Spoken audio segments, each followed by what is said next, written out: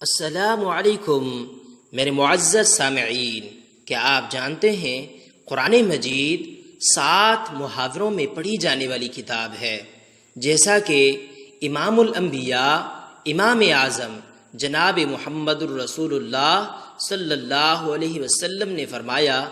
یہ قرآن 7 حرفوں پر نازل ہوا ہے، پس تمہیں جس طرح آسان ہو پڑھو۔ اور آئیے قرآن مجید کے فضائل پر بھی بات کریں۔ تمام انسانوں میں بہترین انسان وہ ہے جو خود قرآن مجید کو پڑھے اور دوسروں کو پڑھائے،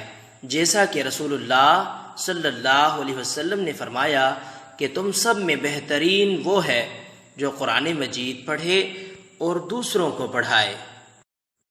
اور ایک بات سن کر آپ حیران تو ضرور ہوں گے کہ نبی کریم صلی اللہ علیہ وسلم نے فرمایا کہ اللہ تعالیٰ نے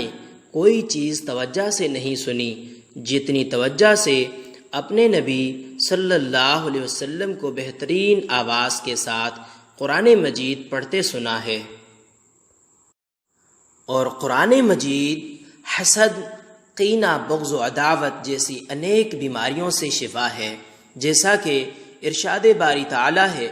لوگو تمہارے پاس تمہارے رب کی طرف سے نصیحت آ گئی ہے، یہ وہ چیز ہے جو دلوں کے امراض کی شفا ہے، اور جو اسے قبول کر لیں ان کے لیے رہنمائی اور رحمت ہے۔ اور قرآن مجید ہمیں آنے والی تمام مصیبتوں سے محفوظ کرتی ہے، جیسا کہ امام الانبیاء امام اعظم جناب محمد الرسول اللہ صلی اللہ علیہ وسلم نے فرمایا، جس نے سورہ بقرہ کی 2 آخری آیتیں